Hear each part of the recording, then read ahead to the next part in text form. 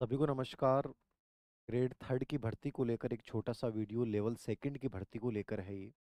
मैंने अभी तक लेवल सेकंड के जो सब्जेक्ट हैं उनको लेकर आप लोगों को कोई कंटेंट ज़्यादा सुझाया नहीं, क्योंकि मार्केट में सही कंटेंट उपलब्ध भी नहीं था और अभी भी फ़िलहाल हालात वैसे सही हैं।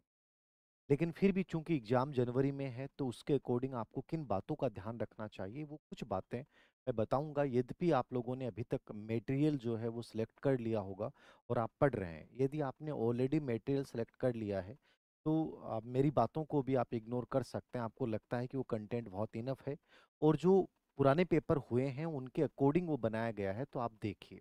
फिर भी कुछ बातें हैं जो मैं आप लोगों को बताऊंगा। देखिए, वर्तमान सरकार डीपीसी की वजह से लेवल सेकंड की बड़ी भर्ती नहीं आई, बस संस्कृत विभाग वाले पद हैं वही हैं। यद्यपि अक्टूबर में पूरा प्रयास है सरकार के लेवल पे जो कार्रवाई की जा रही है, क्योंकि बैकलॉग वाले और जो छाया पद वाले हैं उनकी भी स्वीकृति फाइनेंशियली मिल गई है। तो लगभग ये चांस है कि अक्टूबर में एक विज्ञापन आएगा। हो सकता है कम पदों को लेकर आए, लेकिन पोस्ट चूंकि बाद में बढ़ाई जा सकती है, क्योंकि डीपीसी का फैसला 4 वीक के बाद में होगा, तो उसको लेकर आप तनाव नहीं पालें, क्योंकि जनवरी में ये लोग एग्जाम करवाना चाहते हैं। आपके मन में होगा कि सर ये अभी आएगा तो फिर एग्जाम आगे जाएगी क्या। मेरे पास जो इनपुट मिला वो यही है कि जनवरी में ही एग्जाम करवाएंगे, क्योंकि ये ग्रेड थर्ड जनवरी की ग्रेड थर्ड के बाद एक ग्रेड थर्ड लेवल फर्स्ट और लेवल सेकंड दोनों लास्ट में एक और निकालेंगे, मतलब 2026 लास्ट में या 27 जैसे भी आ जाए, बट एक ग्रेड थर्ड और आएगी और ऐसे ही एक ग्रेड फर्स्ट और एक ग्रेड सेकंड भी एक एक और आएंगी। समझ गए? ग्रेड थर्ड की 2 भर्तियां होनी है सरकार में और ग्रेड फर्स्ट ग्रेड सेकंड की 3 भर्तियां होनी है। तो एक हो चुकी थी, दूसरी अभी चालू है, प्रक्रियाधीन है और तीसरी एक भर्ती और आएगी। तो थोड़ा सा आप यदि सोच के समझ के चीज़ों को करेंगे तो आपको ये लगेगा कि हमारे पास ऑप्शन बहुत अच्छे हैं। बस इनमें से एक सही ऑप्शन का चुनाव करके हम कैसे उस एक ऑप्शन पे पूरा जोर लगाएं ताकि अगले सेकंड की ओर बढ़ें आप। तो जो बच्चे ग्रेड थर्ड को सीरियसली करना चाहते हैं, जिनको लगता है कि सर पहले हमारे सामने ये है तो क्यों ना हमें इसके ऊपर पूरा जोर लगाना चाहिए, उन बच्चों को मैं कुछ सजेशन देना चाहूँगा। ग्रेड थर्ड के मैंने लास्ट ईयर के जितने भी पेपर थे ग्रेड थर्ड के वो सब मैंने एनालिसिस किए। इससे जुड़े हुए विषय से जो व्यक्ति हैं जो सक्सेसफुल हैं उनसे भी मैंने एक राय ली और एक अंतर्दृष्टि एक प्रकार से इंसाइट ये बनी कि आप यदि ग्रेड थर्ड फर्स्ट चांस में कि मान लीजिए आप पहली बार पढ़ रहे हैं या दूसरी बार पढ़ रहे हैं तीसरी बार पढ़ रहे हैं, मुझे पहली बार इस कंपटीशन को निकालना है, तो कुछ बेसिक चीजें जो आपको उस विषय से रिलेवेंट आपको ध्यान देनी है वो मैं उसकी चर्चा करूंगा। जैसे 4 विषयों की आज मैं चर्चा कर रहा हूँ लेवल सेकंड में: हिंदी, एसएसटी, गणित, विज्ञान और संस्कृत। मूलतः ये ज़्यादा विषय हैं, बाकी उर्दू और पंजाबी भी है, लेकिन उर्दू पंजाबी का मुझे इतना नॉलेज है नहीं। बाकी किसी से पूछ के इसको लेकर एक बेटर कंटेंट क्या हो सकता है मैं बता दूंगा। टेस्ट पेपर जो आपका है जीके का बड़ा पार्ट है, जिसमें आपका राजस्थान पूरा जीके है, जिसमें आपकी साइकोलॉजी है, जिसमें आईसीटी है, जिसमें परिदर्श है। इसको लेकर मैं बहुत पहले ही वीडियो बना चुका हूँ और आपके पास जो कंटेंट है आपको उसी को कंटिन्यू रखना है। नंबर 2, जो दूसरी इंपॉर्टेंट चीज है, अधीनस्थ सेवा चयन बोर्ड का जो पेपर आता है वो हमेशा याद रखना, वो मॉडरेट पेपर आता है। क्या आता है? वो मॉडरेट पेपर आता है। मॉडरेट का मतलब एकदम मध्यम स्तर का पेपर होता है, जिसमें कुछ पर्सन मतलब हो सकता है आपको बहुत लेवल के मिलेंगे, बाकी अधिकतर जो आपको मिलेंगे ना वो बहुत नॉर्मल से प्रश्न मिलेंगे। यानी पुराने पी वाई क्यू बेस जो है वो ज्यादा पेपर आता है अधीनस्थ सेवा चयन बोर्ड। यदि यही एग्जाम आप आरपीएससी की करते तो मैं आपको जो स्ट्रेटजी बताता वो बहुत अलग लेवल की होती। वहाँ आपका कंटेंट अलग होता, आपका पढ़ने का तरीका अलग होता, कॉन्सेप्चुअल बेस पर्सन ज्यादा आते हैं। लेकिन अधीनस्थ सेवा चयन बोर्ड के, चाहे अभी अपन फोर्थ ग्रेड के पेपर देखें, लाइब्रेरियन थर्ड ग्रेड के देखें, पुराने पेपर देखें, उनसे एक इंसाइट बनती है कि हमें कैसे इस एग्जाम को क्रैक करना है। तो मॉडरेट पेपर आएगा। मॉडरेट का भी मैं औसत बात बता सकता हूँ। तो मैंने जो सब्जेक्ट के पेपर देखे हैं, जीके के पेपर देखे हैं, सबके पेपर देखे हैं, साइकोलॉजी जरूर थोड़ी सी अच्छी लेवल की आई है, चाहे वो थर्ड ग्रेड पीटीआई की हो, चाहे लाइब्रेरियन थर्ड ग्रेड की हो। थोड़ा सा लेवल वहां पे पूछा है अप्लाइड टाइप, बाकी तो कोई ज्यादा जीके में तो वही पी वाई क्यू बेस ज्यादा है। तो कहीं ना कहीं आपको भी ये समझ डेवलप करनी है कि मैं अधीनस्थ सेवा चयन बोर्ड की तैयारी कर रहा हूँ तो मुझे पी वाई क्यू को बेस बनाना है। नंबर 2, अधीनस्थ सेवा चयन बोर्ड की तैयारी में सबसे इंपॉर्टेंट चीज होती है रिवीजन गजब का होना चाहिए, क्योंकि पर्सन फैक्चुअल ज्यादा आते हैं। और जहां पर्सन फैक्चुअल आते हैं उसमें कंपटीशन में वही बच्चा अच्छा कर सकता है जिसका रिवीजन बहुत गजब का। जिसका रिवीजन अच्छा नहीं होगा ना वो चीजें भूल जाएगा और वो आसान चीजें गलत करके आएगा। तो आप बहुत ज्यादा गहराई तक ग्रेड थर्ड में नहीं जाएं, चाहे वो सब्जेक्ट हो चाहे वो जीके हो। गहराई में जाएंगे तो आप रिवीजन नहीं कर पाएंगे, और रिवीजन नहीं कर पाएंगे तो आसान चीजों को गलत करके आएंगे, और आसान चीजों को गलत करेंगे तो कॉम्पिटिशन से बाहर निकलेंगे। तो थोड़ा सा जिस बोर्ड की हम प्रिपरेशन कर रहे हैं उसका पैटर्न हमें पता होना चाहिए कि मुझे इस तरीके से उसकी तैयारी करनी चाहिए। तो रिवीजन बेस सबसे इंपॉर्टेंट है। पीवाईक्यू बेस फैक्चुअल चीजें जितनी भी हैं वो नहीं छूटनी चाहिए। और सबसे इंपॉर्टेंट यहाँ एनसीईआरटी, एनसीईआरटी का मतलब है जो वर्तमान किताबें चल रही हैं आपके आरबीएसई बोर्ड एनसीईआरटी की, उन किताबों में से कोई भी चीज आपकी छूटनी नहीं चाहिए, क्योंकि पूरा पेपर अधीनस्थ सेवा चयन बोर्ड का एनसीईआरटी और आरबीएसई बेस होता है। तो ये तीन चीजें मैंने आपको स्पेशली बताई हैं, इनको आपको फॉलो जरूर करना है यदि आप लेवल सेकंड या लेवल फर्स्ट दोनों में कोई भी ग्रेड थर्ड टीचर बनना चाहते हैं अधीनस्थ सेवा चयन बोर्ड की एग्जाम को। थोड़ा सा इनको आपको अपना बेस बनाना है। अब मैं बात करूं थोड़ा सा कि किस पार्ट को लेकर आपको कैसे तैयारी करनी है, तो उसके लेकर थोड़ा सा बात करें अपन।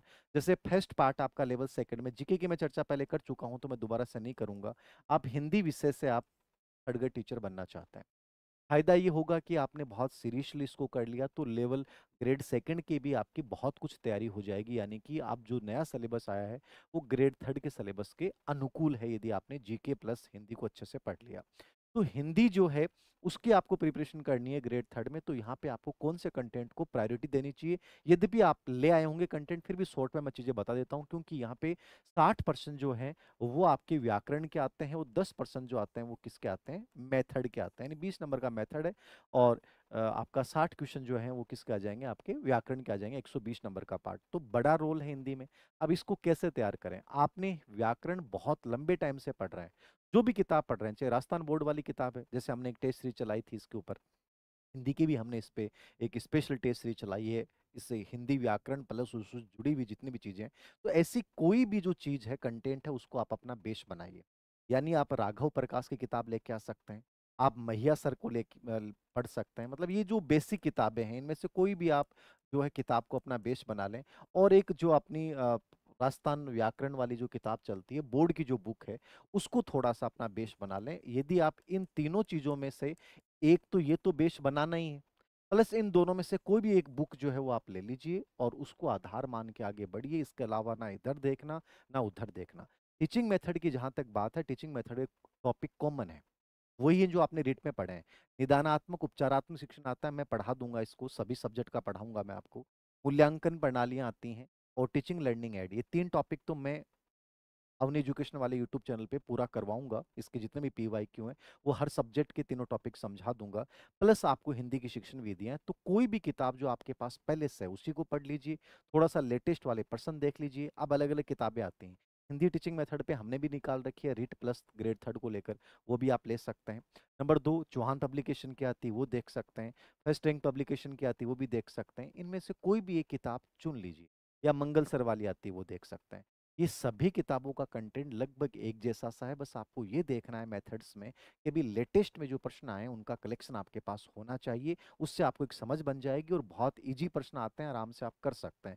इनके अलावा आपको कुछ नहीं देखना चाहिए। लास्ट टाइम बस आपको ये करना है कि पहले अपनी पूरे सिलेबस का आपको मैपिंग करनी है, कहाँ से कौन सा टॉपिक क्या है, उसको बेसिक लेवल पे तैयार कर लीजिए, फिर गहराई के लेवल पे तैयार कर लीजिए, और लास्ट में बार बार 3 से 4 बार कम से कम इसका रिवीजन होना चाहिए। और एक कोई भी अच्छी टेस्ट सीरीज जो है वो आप ज्वाइन कर सकते हैं, वो किसी की भी कर लीजिए। बस जिस जिस टीचर की करो आप, उस पर आपको पूरा विश्वास होना चाहिए कि ये मेहनत करते हैं। मान लीजिए हमने हिंदी की टेस्ट सीरीज शुरू की, राजस्थान बोर्ड की संजीवनी की, या और हमने जो टेस्ट सीरीज अंतर्दृष्टि कई शुरू, तो उद्देश्य यही है कि बेहतरीन कंटेंट मिले, पूरी व्याख्या मिल जाए। ऐसी कोई भी टेस्ट सीरीज आपको कहीं भी मिलती है तो उसको ज्वाइन कर लो, बस इसके अलावा आपको कुछ नहीं देखना। तो इनमें से कोई भी किताब आपको अपना बेस बना सकते हो, लेकिन व्याकरण राजस्थान बोर्ड वाली किताब को जरूर आधार बनाना। पूरा पेपर पिछली बार वहीं से पूछा गया है। नंबर 2 में बात करूं, हिंदी के बाद दूसरा आता है आपका एसएसटी। एसएसटी में 4 विषय हैं। मतलब आपको इंडियन हिस्ट्री भी पढ़नी है, आपको ज्योग्राफी भी पढ़नी है, इंडियन पॉलिटी वाला संविधान वाला पार्ट भी पढ़ना, और इकोनॉमिक्स वाला भी पढ़ना है। हो सकता है इकोनॉमिक्स वाला पार्ट आपके लिए नया हो, प्रॉब्लम क्रिएट करे, लेकिन जो भी सिलेबस के टॉपिक डाले गए हैं वो सब अपनी एनसीईआरटी यानी राजस्थान बोर्ड की जितनी किताबें चल रही हैं उनसे एज इट इज उठाए गए हैं। तो स्पेशली छठी, सातवीं, आठवीं, नौवीं, 10वीं की जो किताबें हैं, यदि उनको आपने रीड कर लिया, अच्छे से तैयार कर लिया है, तो एसएसटी के सभी टॉपिक का बेस तैयार हो जाएगा। अब आपके दिमाग में आता है कि सर बेस तो तैयार हो गया, मान लीजिए कोई भी टॉपिक है, सिंधु घाटी सभ्यता मान लीजिए, या मौर्य युग मान लीजिए, या भारतीय संविधान की विशेषता मान लीजिए, या ज्योग्राफी का कोई भी टॉपिक मान लीजिए, या भारतीय अर्थव्यवस्था के क्षेत्रक मान लीजिए, तो क्या उन पे उन किताबों से प्रश्न आ जाएंगे? जरूरी नहीं है, बेस वही रहेगा। यद्यपि पिछली बार अधिकतर प्रश्न वहां से आए थे, लेकिन 10% प्रश्न ऐसे भी थे जो उनसे अलग भी पूछे गए। तो उसके लिए क्या करें, थोड़ा सा ये कोशिश करें कि वो जो टॉपिक बेस हैं उनकी कोई भी एक गाइड आप ले आएं, जिस गाइड में सच में मेहनत की गई है, उन किताबों का भी सार है, प्लस एक्स्ट्रा चीजें, जैसे इकोनॉमिक्स वाला पार्ट है तो उसमें अपडेट चीजें आती हैं, वर्तमान आंकड़े आते हैं। तो थोड़ा सा वो अपडेट आंकड़े आपको एकत्रित करने, मेहनत आपको करनी पड़ेगी। आप किसी पे आंख मूंद के भरोसा नहीं कर सकते। तो कोई भी एक गाइड जो है, जो आपको लगती है कि सच में अपडेट है, क्योंकि मैंने इसकी गाइडें देखी, मुझे कोई अच्छी नहीं लगी,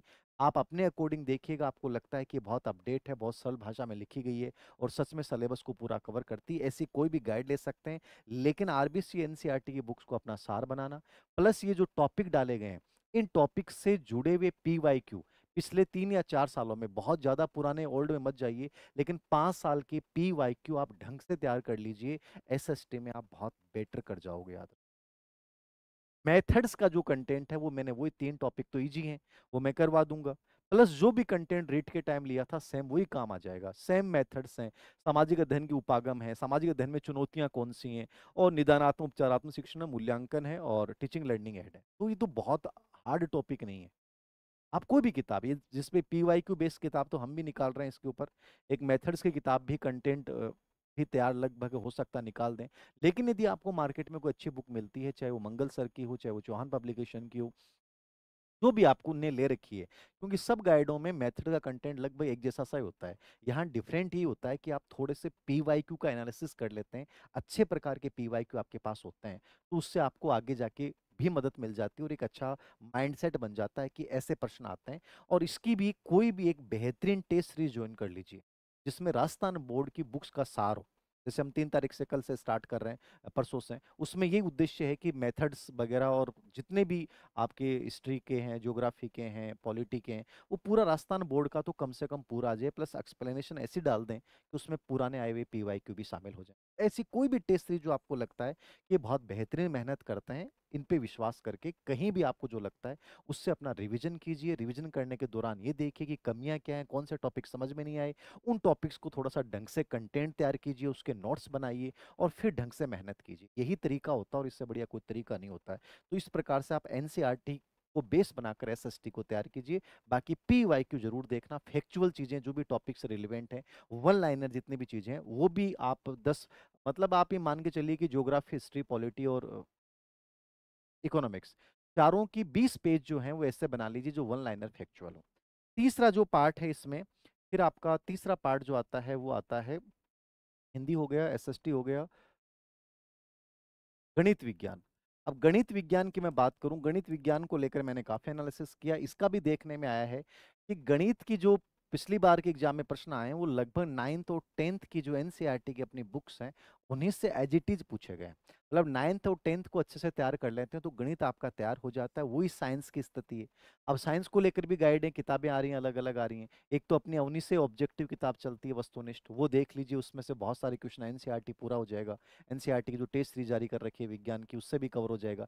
या आप इसमें एक काम कर सकते हैं, विज्ञान में आकाश कटेवा है, हमारे स्टूडेंट रहे हैं आकाश, और इन्होंने बहुत अच्छी एक हस्तलिखित किताब निकाली है पूरी विज्ञान के ऊपर। तो वो किताब भी आप देख लीजिएगा, वो बढ़िया किताब लगी मेरे पास, उन्होंने भेजी थी और मैंने ईमानदारी से उस किताब को देखा। वो बहुत मेहनत से लिखी गई किताब है, तो उसको भी आप देख सकते हैं, बेस बना सकते हैं। इसके अलावा एक स्माइल पब्लिकेशन की गाइड आती है गणित विज्ञान दोनों को लेकर, वो भी आप देख सकते हैं। आपको आपको अच्छी लगनी चाहिए। अब हमें क्या है कि गणित विज्ञान की मुझे समझ नहीं है, मैं बताऊंगा, मुझे जो फीडबैक मिलता है बच्चों से कि सर ये किताब ठीक है, तो आप अपने अकॉर्डिंग देख लीजिए। विज्ञान वाली किताब इनकी बहुत बेहतरीन, गणित विज्ञान दोनों के लो तो इस्माइल के ले लीजिए, और राजस्थान बोर्ड की जो बुक्स हैं उनको अपना बेस बनाइए, और कोई भी एक अच्छी टेस्ट सीरीज जो एनसीईआरटी बेस हो उसको आप ज्वाइन कर सकते हैं। टीचिंग मेथड में सेम वही टॉपिक्स हैं, दोनों में से 5-5 क्वेश्चन आएंगे। पीवाईक्यू भी देख लोगे तो गणित विज्ञान के आपके प्रश्न गलत नहीं होंगे, रीट वाला जो सेम कंटेंट है वही यहाँ पे आ जाएगा। इसके मॉडल पेपर से यदि किसी बच्चे को चाहिए, जयपुर में कोई रहता हो, तो उसके मॉडल पेपर्स की जो बुक है वो हम अपने लेवल पे फ्री उपलब्ध करवा देंगे। जो राजस्थान बोर्ड की पिछली जो बुक्स हैं उनके आधार पे बनाई गई थी, तो वो हम उपलब्ध फ्री में करवा देंगे। यदि कोई बच्चा, हमारी मेरी जहाँ क्लास चलती है वहाँ बात कर लीजिएगा, हम फ्री में उपलब्ध करवा देंगे। फिर चौथा जो पार्ट है इसके अंतर्गत वो आता है आपका संस्कृत का जो बड़ा विषय है। तो संस्कृत के अंतर्गत वही सेम चीजें हैं। वही 60% जो है आपके सब्जेक्ट के आएंगे, 10% वो टीचिंग मेथड के आएंगे। अब संस्कृत में भी वही स्थिति है, आएगा राजस्थान बोर्ड की बुक से बेस से, लेकिन संस्कृत जिसको नहीं आती समझना पड़ता है, तो समझने वाला थोड़ा सा विषय है। तो कोई भी एक टीचर का आप सानिध्य ले सकते हैं, चाहे इसमें लोकेश शास्त्री सर हैं, चाहे राम कुमार जाट हैं, चाहे किरण चौधरी मैडम या मैया सर हैं या मिश्रा जी हैं, 4-5 टीचर हैं राजस्थान में, बड़े नाम हैं जो पढ़ाते हैं। तो उनमें से कोई भी टीचर का यदि आपने कोर्स ले रखा है, ऑनलाइन पढ़ रहे हैं या उनकी बुक पढ़ रहे हैं, तो उसके सानिध्य में रहिए। Plus teaching method same writ वाला है, वही सेम टॉपिक्स हैं, तो वही PYQ बेस आपको निकालना है। तो संस्कृत में भी वही चीज़ें आप देख लीजिए, इनमें से कोई भी एक टीचर्स जो भी आपको बेटर लगता है, जिनकी शैली बहुत अच्छी लगती है, क्योंकि मैं किसी एक का नाम लूँ, पांचों ही मेरे जानकार हैं, पांचों ही मित्र हैं, पांचों ही बहुत विद्वान हैं, तो मैं किसी एक का नाम नहीं लूंगा। तो ये 4 विषय जो मेजर विषय हैं इनका मैंने बता दिया है। इंग्लिश में जो है वही इंग्लिश में BK रस्तोगी की किताब सबसे बेस्ट मानी जाती है। टीचिंग मेथड में भी दक्ष पब्लिकेशन की किताब आती है इंग्लिश के लिए, वो आप देख सकते हैं। और टीचर्स में आपसे वो हेमेंद्र सर हैं इंग्लिश के, हेमेंद्र शर्मा, उनका अच्छा कंटेंट है। एक विश्वास सर है, उनका भी देख सकते हैं, थर्ड ग्रेड का शायद वो करवाते हैं मुझे आइडिया नहीं है। इन दो का तो मुझे आइडिया है, बाकी इंग्लिश का मुझे ज़्यादा कोई आइडिया नहीं है। एक जो अपने सूरतगढ़ वाले जी हेल्प वाले हैं वो करवाते हैं इंग्लिश में, तो यदि वो आपको बेटर लगता है तो उनका भी आप देख सकते हैं। कि मैं ज़्यादा जानता नहीं हूँ। हाँ, मैंने इन तीनों के बारे में सुना जरूर है कि अच्छा पढ़ाते हैं, बहुत अच्छा पढ़ाते हैं। तो इन तीनों में से आप कोई भी किसी की भी सानिध्य ले लीजिए, और या उनकी कोई बुकलेट या कोई नोट्स हैं तो उनको आधार बना के अपनी तैयारी को जारी रखिए। कहने का मतलब मेरा इतना सा है, लेवल सेकंड में जिन बच्चों को लगता है कि सर पहले हमें एग्जाम देनी चाहिए, ग्रेड सेकंड या ग्रेड फर्स्ट में उलझे हुए हैं, तो एक बार जनवरी तक इसकी आप ढंग से तैयारी करते हैं तो आपके ग्रेड सेकंड की भी बहुत कुछ हद तक तैयारी हो जाएगी। वैकेंसियां जरूर आ रही हैं, आपको बता देता हूँ। तो ईमानदारी से करते हैं तो कुछ बेटर रिजल्ट्स आएंगे। और कोई बाकी आपको लगता है कि सर इस सवाल का जवाब और चाहिए, तो आप बता दीजिएगा। मैं कोशिश करूंगा कि अगला जो एक वीडियो बनाऊंगा थर्ड ग्रेड को लेकर एक बहुत अच्छा सा, उसमें और मैं सजेस्ट कर दूंगा कि ये चीज़ें आपको करनी चाहिए। धन्यवाद।